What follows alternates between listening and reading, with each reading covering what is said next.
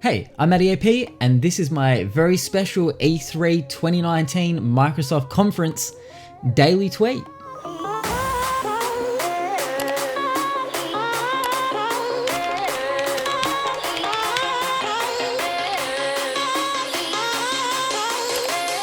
Hey guys, welcome to my daily tweet, the show where usually I would talk about 3 top trending moments on Twitter, and then we tweet about one of them at the end of the episode, but we're doing something a little bit different today because, of course, Microsoft had their E3 conference earlier in the day for us in Australia, I guess later in the night for most of you around the world, and a lot happened there. A lot of new games announced. They talked a little bit about their new console, so I'm just going to talk about my favorite moments from the conference, and hopefully you guys let me know in the comments below what you guys liked the most about the Xbox 2019 conference from E3. Now, the conference did run for about an hour and 40 minutes. They showcased around 60 games, some new, some that had already been announced, and they gave us little updates on them, but there was a lot. There was a lot packed into this hour and 40 minutes.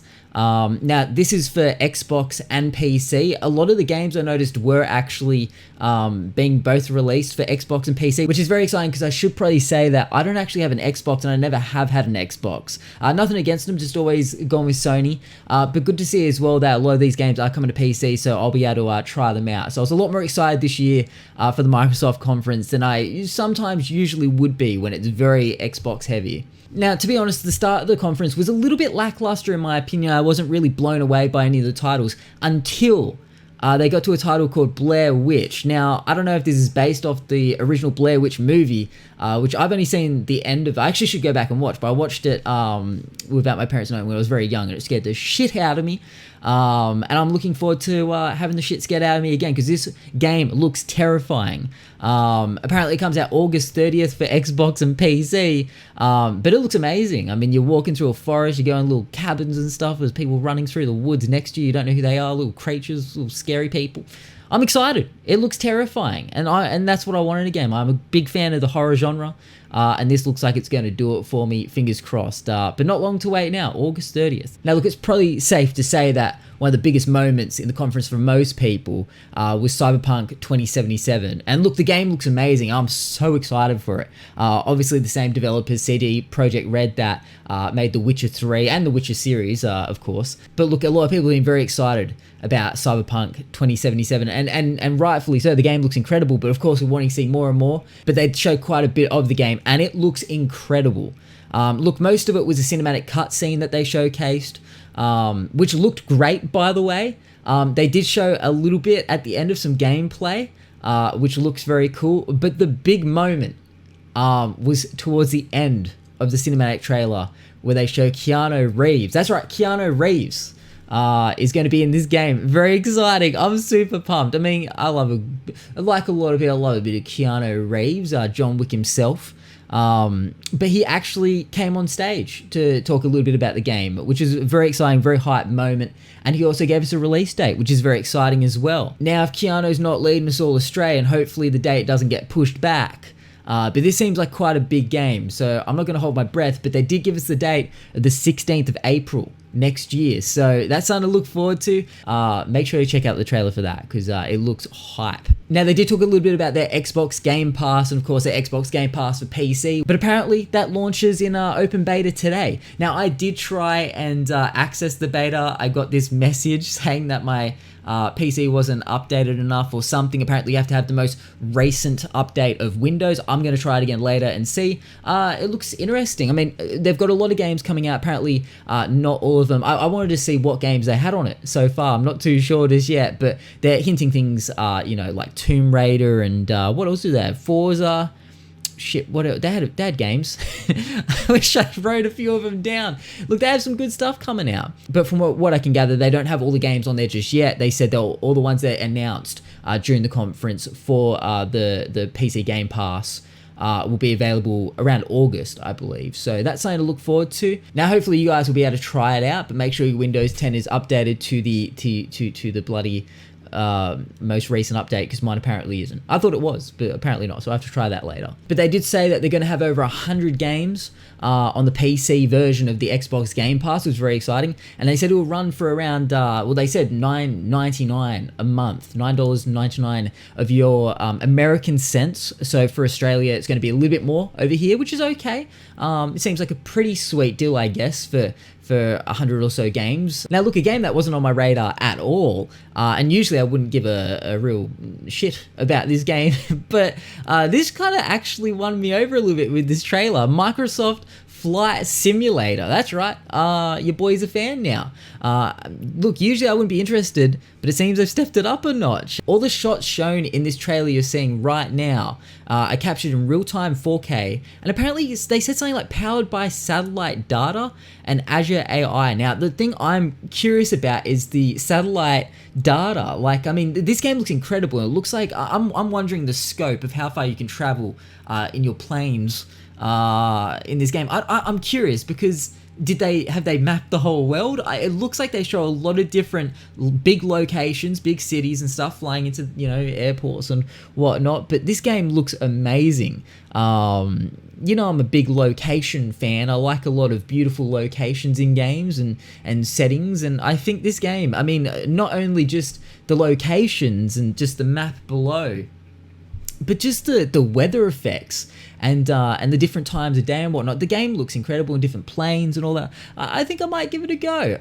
We'll see when it comes out. But look, it's definitely piqued my interest. And this is going to be for Xbox and PC as well, so I think it might be something I'll be keen on trying. Now, this next game I've been somewhat curious about, but I haven't really been thinking about too much.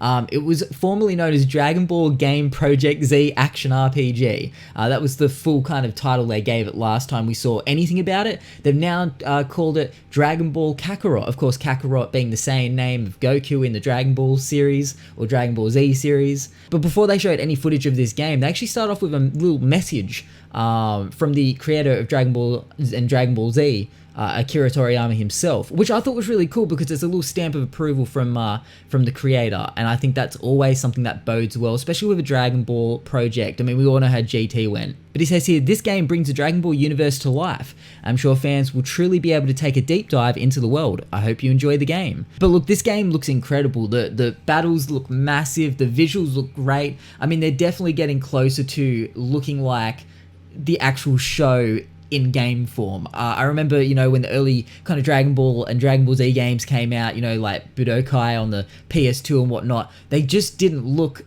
too good. They were pretty trash. And we're finally getting to that stage. I mean, with Dragon Ball FighterZ, that looked incredible. This has kind of got that same feel, that same look that you feel. Well, I mean, I haven't played this game yet, but I mean, in that game, you feel like you're playing an episode of Dragon Ball Z, and I think this is going to be that on a much more bigger scale. So very exciting. It looks like it's going to cover from the start of Dragon Ball Z. So far they've shown all the way up to the Frieza saga. I'm not sure if they're going to go any further past that. They may split it into more games, but I'm excited. I'm excited to see how this goes. Let me know in the comments below what you think. Are you a big Dragon Ball Z fan like me? I mean, I don't know if you can tell. Bit of a fan, but no official release date yet on Dragon Ball Kakarot. They've just said it's going to be, I believe, an early 2020 release for Xbox and PC, so something to look forward to early next year. Now, the next game that kind of piqued my interest was a game called 12 Minutes, a top-down psychological thriller. Essentially, the main character is stuck in a time loop, so he's repeating the same day over and over. I'm guessing he's perhaps repeating the, 12 minutes over and over. That probably would makes sense because of the title. So it looks like this game is going to be a real good psychological thriller, and I love myself a good psychological thriller, whether it be a movie or game. So very excited to see more of this game, and I don't believe there, no release date as of yet. So we'll have to wait to see more of that. But also apparently Xbox and PC again. I think literally they're all Xbox and PC. So that's I should probably stop saying that. Just assume they're all Xbox and PC. Now look, this next game, Way to the Woods. Granted, I probably wouldn't usually be all that interested. It'd be kind of like a flip through my phone when this comes up on screen. But the music in this game just completely got me hooked. Look, if the soundtrack throughout the entire game is this damn good, then I'll play it. But the game looks beautiful as well. I should say the game does look beautiful. But apparently this is coming 2020.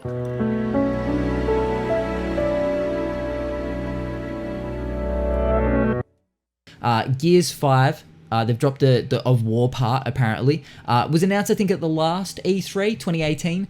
They're showing a lot more off this E3. But I gotta say, this presentation was probably my favorite. Not the start. The start was a little bit boring for the presentation, but they did have a very interactive on-stage moment where there was flames and fire and smoke and shit coming out of the stage opened up, and then the camera went in. Not sure if it was a drone or something, but it was very tangible. Is what would that be the word? Very organic. It was very cool, is what I'm trying to say. But it just looked awesome. It was a very big kind of moment on the stage. Kind of makes you go, what's going on? I feel like Xbox doesn't do a lot of that. Maybe that's more of a Sony thing, I think, to do the... I mean, Sony didn't even turn up this year, so, I mean, let's not even mention them for the minute. But good on Xbox for doing something big like that and putting the effort into having a big kind of moment like that on stage. And apparently that was all to promote their new co-op mode that's going to be in Gears 5 called Escape. Seems pretty cool. Apparently they're going to be showing off a little bit more of it over the course of E3. So I'm sure you can check that out at some point. I'm pretty sure there's probably already footage up of it. I think there was going to be some event or something they were mentioning with some WWE stars playing it. Now, the next thing I thought was pretty cool was actually a piece of hardware. Not the only piece of hardware they talked about today, but we'll get on to that. But this first little piece of hardware, they've got a new Elite Controller Series 2 coming out. Of course, they've had the Elite Controller, the first one that dropped, which had a number of extra features on top of what a normal Xbox One controller would have. I think it had paddles at the back. I think you could tighten the bloody thumbsticks and shit. This one takes it to the next level. This has got a whole bunch of good shit packed into it. I mean, this controller has no shortage of ways to tune it to your specified needs and wants. You can tune the thumbsticks so the tension is less or more. You can change the how far in the shoulder buttons click in, a whole bunch of stuff. But you've also got 3 presets now, so you can switch between 3 different presets. We've made your controller how you want it to feel per game, essentially. So if you like playing a certain way for racing games, you can click your first preset and it will go to how you've programmed it for that. If you want some way for first person shooters, you can click your other preset. So very cool, very hype. So I'm keen to hear pricing points and when this will drop. Apparently you can pre-order this on the xbox.com website as of now. Not sure when it's coming out though. It probably says on the Xbox website. I haven't actually looked. So suss that out if you feel inclined. But the next thing I was super hyped about from the Microsoft conference was Forza Horizon 4. Now, look, I know that game has been out for a while now, but there's a new expansion coming, and I think you're going to want to hear about this one, LEGO fans. Look, I'm not even a big LEGO fan, and I was hyped, so I guess you don't have to be a LEGO fan. Yeah, keep paying attention, even if you're not a LEGO fan. But they got a new expansion called Speed Champions, and this has to be the first LEGO-based gaming experience I've ever been excited for. Look, I'm a big Forza Horizon fan, but I feel like it's things like this that bring the game back once it starts to fizzle out just a little bit. Now, for Forza Horizon 3, they had a Hot Wheels expansion. But now for Forza Horizon 4, they've gone with another popular toy brand. But this time it's Lego, baby. Look, I cannot wait to jump in and start driving around, smashing blocks and carving up these Lego cars, because this looks absolutely dope. Look, I don't know what it is about it. It was very unexpected. I'm very excited. I'm hype. But look, and also the best part is that I'll be able to play it, and you guys will be able to play it in only a couple of days, because it comes out there, when's that date there? June 13th, and it is currently the 10th here in Australia. So only a few short days away till you can get your hands on it. Obviously, we need the base game, Forza Horizon 4, which I already have, and I'm guessing you have to pay for this. I don't think this is an added. Yeah, I'm guessing it's going to cost you like a couple of shillings. Is that even a currency? But yeah, it should be kind of fun, so I'm looking forward to it. Now, look, there was a card on stage that came out during this presentation. It was just off to the side there, but it was a McLaren made entirely out of Lego bricks. Now, the guy on stage said it was like 500,000 bricks to make the car. I believe it. It was so detailed. I've never seen quite anything like it. It was just it was amazing. I thought it was very cool. Now also there was a new Tales game. I don't know if anyone's a fan of the Tales series. I've never actually finished a Tales game. Obviously there's been like Tales of Berseria, Tales of Symphonia, Tales of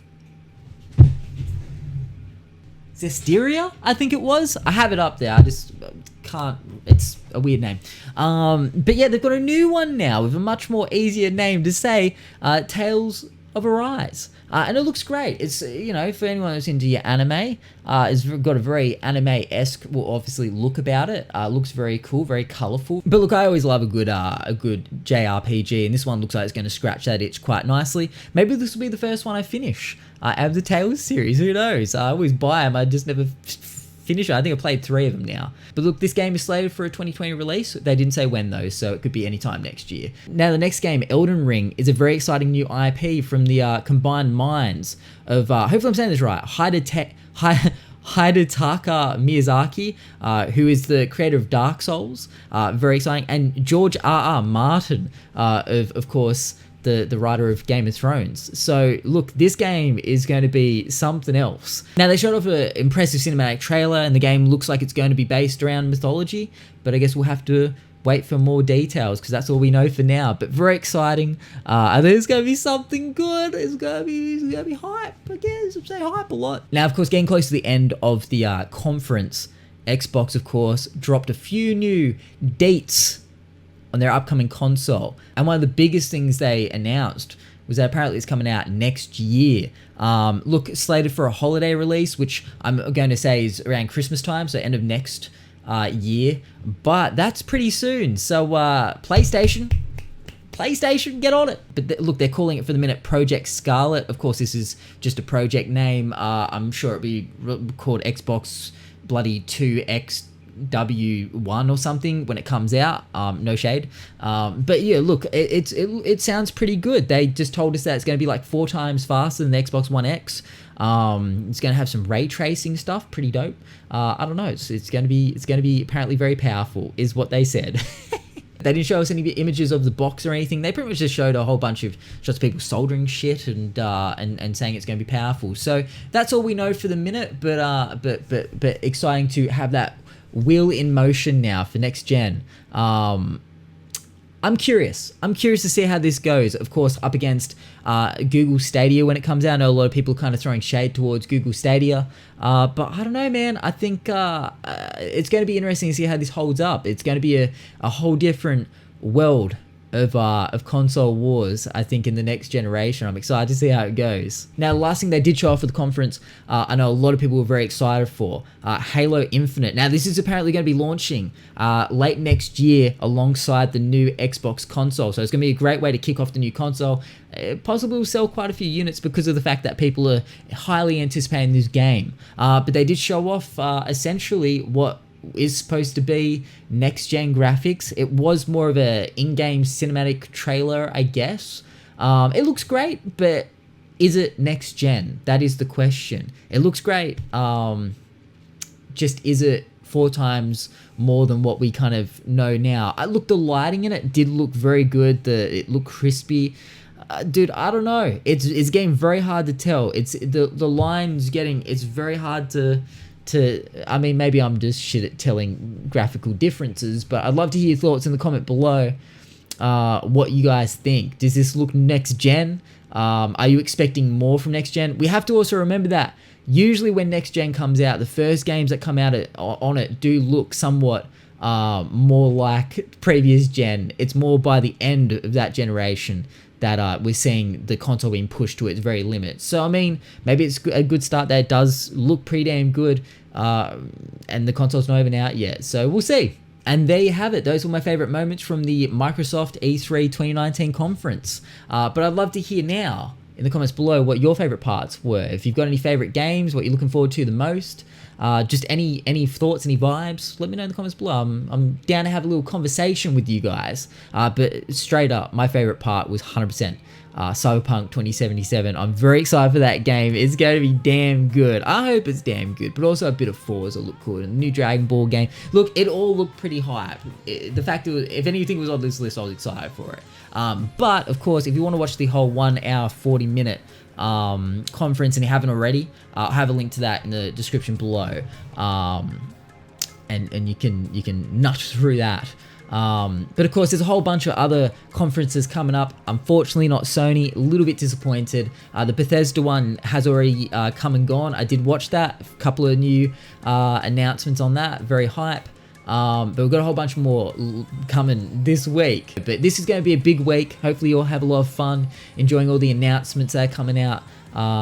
It's always a good time of year for us gamers. But guys, I'm not going to write a daily tweet for this one. I'm just going to wrap it there. But I appreciate, I know it's called a daily tweet, but just roll with it. But I appreciate your company. I will catch you guys all tomorrow on the daily tweet for another most probably special E3 edition episode. But guys, take care. I'll catch you all then. Bye!